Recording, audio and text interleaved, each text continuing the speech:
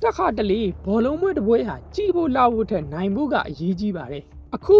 Everton နဲ့ပွဲမှာမြင်တွေ့ရတာလေအဲ့ဒီအချက်ပါပဲဒီပွဲဟာမျက်စိပရိသတ်ဖြစ်စရာကစားကွက်တွေနဲ့ပြည့်နှက်မနေခဲ့ဘူးဆိုတာကိုအားလုံးသိပါတယ်ဒါပေမဲ့အနိုင်ရဖို့လှဖို့မလိုဘူးဆိုရင်မာကျော်တဲ့စိတ်ကအခုဆိုရင်ကာရီ United ရဲ့တစိမ့်ကတ်ထားတဲ့လက္ခဏာသစ်တစ်ခုလိုဖြစ်လာနေပါပြီဒီပွဲရဲ့အလှပဆုံးအခိုက်အတန့်တစ်ခုကိုပြောပါဆိုရင်ဆက်စကိုပါပဲအသင်းအတွက်တကယ်ကိုလိုအပ်နေတဲ့အချိန်မှာသူကအရေးကြီးတဲ့ဂိုးတစ်ဂိုးကိုသွင်းယူပေးခဲ့ပါတယ်မြန်နှုံးအားကောင်းကောင်းနဲ့ကောင်တာတိုက်စစ်ကနေတဆင်ပြိုင်ဘက်ခံစစ်ကိုဖောက်ထွက်ပြီးအဆုံးသတ်သွားတာဟာတကယ်ကိုအဆင့်မြင့်လုံးပါတယ်ဒါအပြင်ဒီနေ့မှာချီကျူကမှဆန်နီလာမတ်ပါသူဟာဒီယာဒီမှာအကောင်းဆုံးပုံစံကိုပြသခဲ့ပါတယ်အထူးသဖြင့်ဘောက်စ်တွင်းမှာလူကက်လူညက်အခြေအနေတွေနဲ့အကျင့်နဲ့ထိုးနှက်တိုက်ခိုက်မှုကိုအလွန်ထူးချွန်စွာတုံ့ပြန်နိုင်ခဲ့တာအသင်းအတွက်တော့ချက်ဖြစ်ခဲ့ပါတယ်ကစားပုံကရုံးပြန်ခဲ့ရပေမဲ့အနိုင်ကတော့အနိုင်ပါပဲမင်းအောင်မဟုတ်ခဲ့ပါဘူးဒီသုံးမှတ်ကအသင်းအတွက်ရှေ့ဆက်ဖို့အများကြီးအထောက်အကူဖြစ်စေမှာပါလက်ရှိ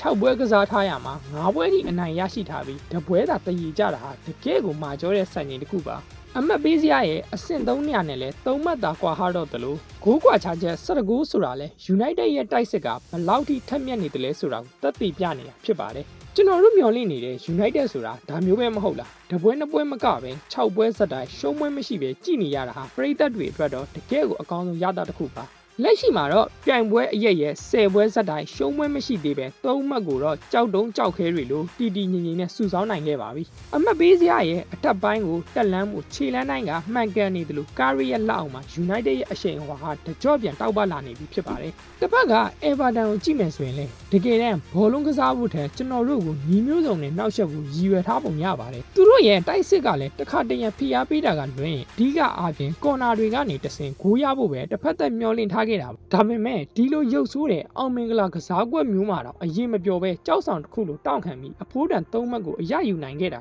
United ရဲ့ရင့်ကျက်မှုကိုပြသလိုက်တာဖြစ်ပါတယ်လှပပကစားနိုင်တဲ့နေ့တွေရှိတယ်လို့အန်ကျိတ်ပြီးတိုက်ပွဲဝင်ရမယ့်နေ့တွေမှာလည်းအနိုင်ရလက်ကိုဖော်ဆောင်နိုင်တာချန်ပီယံတွေရဲ့ခြေလမ်းအစပဲမဟုတ်လားဗျာအမတ်ပေးစရာရဲ့အထက်ပိုင်းကိုတက်လန်းမှုအခုလိုအယိုးပွဲအောင်တိုက်ခဲ့ရတဲ့ပွဲစဉ်တွေကရလာတဲ့အနိုင်ရလက်တွေကတကယ်ကိုတန်မိုးဖြတ်လို့မရနိုင်ပါဘူးပွဲပြီးအင်တာဗျူးမှာနီးပြမိုက်ကယ်ကာရစ်ကိုတိုင်ကဒီပွဲကတကယ်ကိုခက်ခဲခဲ့ပါတယ်လို့ပွင့်လင်းဝန်ခံသွားခဲ့ပါဟုတ်ပါတယ်ပွဲစဉ်တစ်ခုလုံးကိုပြန်ကြည့်မယ်ဆိုရင်ဒါဟာတကယ်ကိုရုန်းကန်ရတဲ့တိုက်ပွဲတစ်ခုပါကျွန်တော်တို့အမှန်တိုင်းလက်ခံရမှာက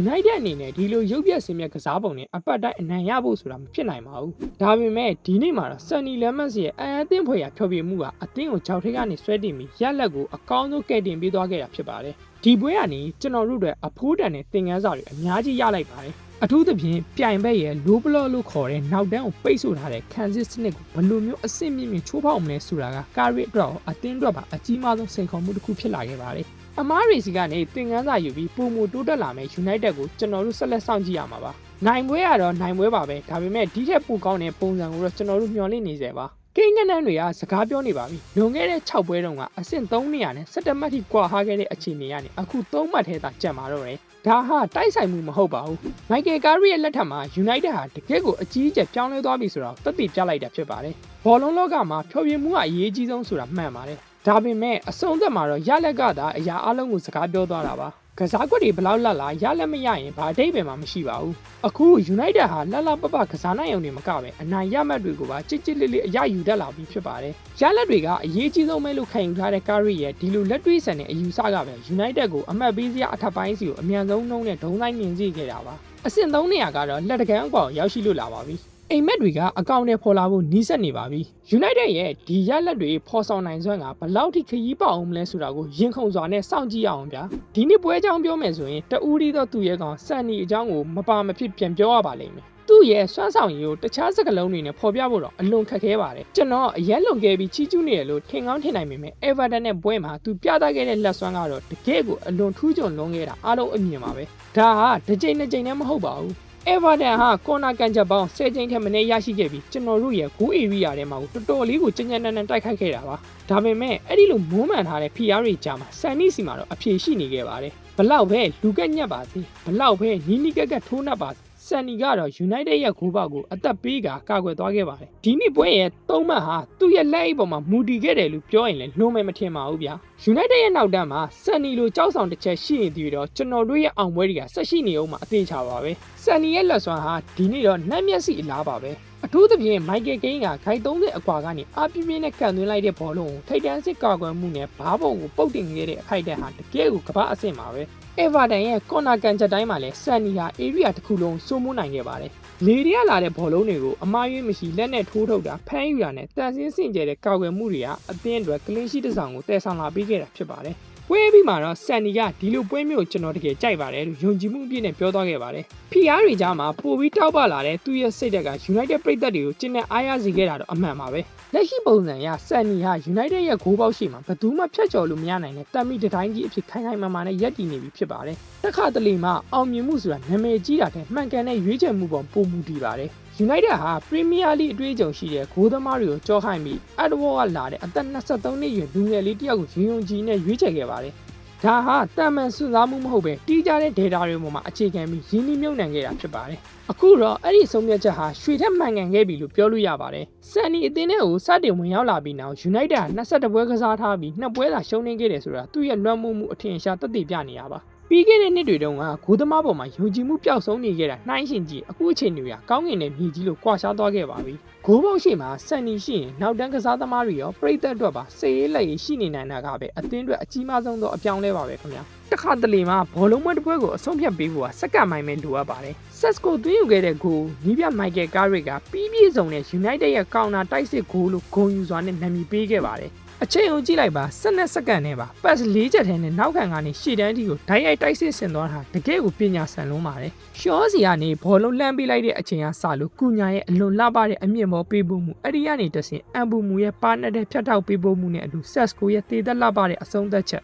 12စက္ကန့်အတွင်းမှာပြီးပြည့်စုံတဲ့တိုက်စစ်မြင်ကွင်းကိုဖော်ဆောင်နိုင်တာဟာကျွန်တော်တို့လွမ်းမောခဲ့ရတဲ့ရှေ့ခေတ် United ရဲ့ကောင်နာတိုက်စစ်အစ်စ်တွေကိုပြန်လည်မြင်တွေ့လဲရတယ်လို့ပါပဲဒါဟာမိုက်ကယ်ကားရီရဲ့လက်အောက်မှာ United ရဲ့မူလ DNA ပြန်လည်နိုးလာတာကိုသက်သေပြနေတာဖြစ်ပါတယ်။မြစ်တောင်တစ်ခတ်အတွင်းမှာပြိုင်ဘက်ကိုအလဲထိုးနိုင်တဲ့ဒီလိုကစားကွက်တွေက United ကိုပိုပြီးကြောက်စရာကောင်းတဲ့အသင်းတစ်သင်းဖြစ်လာစေတာပါ။နွေရာသီအပြောင်းရွှေ့တုန်းက United ရဲ့ခေါ်ယူမှုတွေပေါ်တန်တရားရှိတဲ့သူတွေရှိရင်ဒီပွဲကအဖြေပေးလိုက်ပါပြီ။ဒီနေ့ပွဲရဲ့အဆုံးဖြတ်ကိုကြည့်မယ်ဆိုရင်နွေရာသီမှာအသစ်ခေါ်ယူထားတဲ့ကစားသမား3ယောက်ရဲ့ဟန်ချက်ညီညီပေါင်းစည်းမှုကနေဖန်တီးခဲ့တာဖြစ်ပါတယ်။ဒါအပြင်ဂိုးပေါက်ရှိမှဆိုရင်လည်းအဝေါ်ကလာတဲ့ဆန်နီရဲ့အမခန်းလက်စွမ်းနေနဲ့ Man of the Match ကိုထိုက်ထိုက်တန်တန်သိမ်းပိုက်သွားခဲ့ပါတယ်။အသစ်ဝင်လာတဲ့ကစားသမား၄ယောက်စလုံးဟာအသင်းအတွက်တကယ်ကိုအရေးကြီးတဲ့အချိန်မျိုးမှာအားထားတဲ့သူရဲကောင်းတွေဖြစ်ကြောင်းသက်သေပြနိုင်ခဲ့တာပါ။ဒါဟာ United ရဲ့အနာဂတ်အတွက်တကယ်ကိုအားတက်စရာပါပဲ။ငွေကြေးကုန်ကျခံရတာနဲ့ထိုက်တဲ့အရေးသွေးတွေကိုကွင်းထဲမှာဓာတ်ရိုက်မြင်တွေ့နေရတာဖြစ်ပါတယ်။အခုဆိုရင်ကာရီရဲ့လက်အောက်မှာအသစ်နဲ့အဟောင်ကစားသမားတွေဟာတသားတည်းဖြစ်နေပြီလို့ပြောလို့ရပါတယ်။မှန်ကန်တဲ့ရွေးချယ်မှုတွေကနေရရှိလာတဲ့ဒီအရှိန်အဟုန်ဟာ United ကိုဘယ်လောက်ထိအမြင့်ပြန်ခီးဆွနေစီခေါ်ဆောင်သွားမလဲဆိုတာကိုရင်ခုန်ဆောင်နဲ့ဆက်လက်ဆောင်ကြည့်ရမှာပါခင်ဗျာကျွန်တော်တို့ကုညာအကြောင်းကိုလည်းမပြောလို့မရပါဘူ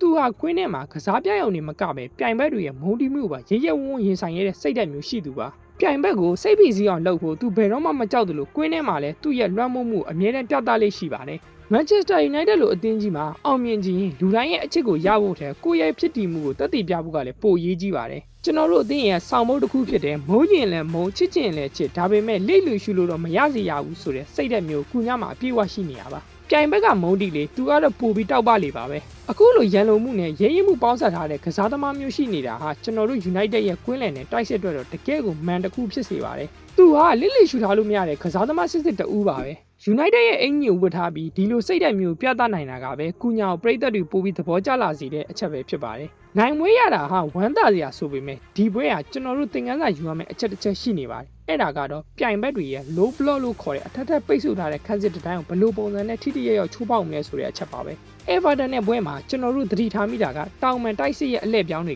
ကထိရောက်မှုအားနည်းခဲ့တယ်လို့ပြိုင်ဘက်ရဲ့ box တွင်းကိုလည်းဘောလုံးပေးပို့မှုကလုံလောက်မှုမရှိခဲ့ပါဘူး။ခန်းစစ်ကိုပဲအပြုတ်ကစားမဲ့အသင်းတွေနဲ့တွေ့ရင်ကျွန်တော်တို့ရဲ့တိုက်စစ်ဆင်မှုဟာဒီထက်ပိုပြီးမြန်ဆန်မှုလိုအပ်နေပါတယ်။ဒါကြောင့်အနာဂတ်မှာဒီလိုခန်းစစ်နဲ့ချထားတဲ့အသင်းမျိုးနဲ့တွေ့ရင် Sesco လိုကစားသမားမျိုးပွဲထွက်စင်ကနေစတင်အသုံးပြုသင့်ပါတယ်။ဘောက်ဆဲကိုဘောလုံးများများပေးဖို့ပြီးတိုက်စစ်ကိုအရှိန်ဟုန်မြင့်နိုင်မှာလားကျွန်တော်တို့လိုချင်တဲ့အနိုင်ရလက်ကိုပို့ပြီးလွယ်လွယ်ကူကူနဲ့ဖော်ဆောင်နိုင်မှာဖြစ်ပါတယ်။ဒီသင်ခန်းစာတွေကိုကာရစ်အနေနဲ့ဘယ်လိုအသုံးချသွားမလဲဆိုတာကိုလာမယ့်ပွဲစဉ်တွေမှာစောင့်ကြည့်ရမယ့်စိတ်လှုပ်ရှားစရာအချက်ဖြစ်ပါတယ်။ကဲပရိသတ်တို့အဆုံးသတ်မှာတော့ကျွန်တော်တို့မြင်တွေ့ရတဲ့ကိန်းဂဏန်းတွေမြင်လို့မရတဲ့အမှန်တရားတွေပါ6ပွဲကစားထားရာ9ပွဲအနိုင်1ပွဲသိရင်နဲ့ရှုံးပွဲမရှိစံချိန်နဲ့အတူကလင်းရှိတစ်ပွဲကိုပါထပ်မံပိုင်ဆိုင်ပြီးအဖိုးတန်3မှတ်ကိုအိတ်ထဲထည့်နိုင်ခဲ့ပါပြီဟုတ်ပါတယ်ဒီပွဲဟာလှလှပပကစားနိုင်ခဲ့တဲ့ပွဲတစ်ပွဲမဟုတ်ခဲ့တာမှန်ပါတယ်ဒါပေမဲ့ကျွန်တော်ပြောခဲ့သလိုပါပဲ အလတ်မရှိပေမဲ့လည်းအနိုင်ရရှိခဲ့ပါတယ်ဆန်နီရဲ့အသင့်ဖွဲ့ရလက်စွမ်းပြမှုတွေဆက်စကိုရဲ့ပြီးပြည့်စုံလုံးနဲ့ကောင်နာတိုက်စစ်အဆုံးသတ်တွေက United ရဲ့မန်ကိုပြန်လည်မြင့်တင်ပေးခဲ့ပါတယ်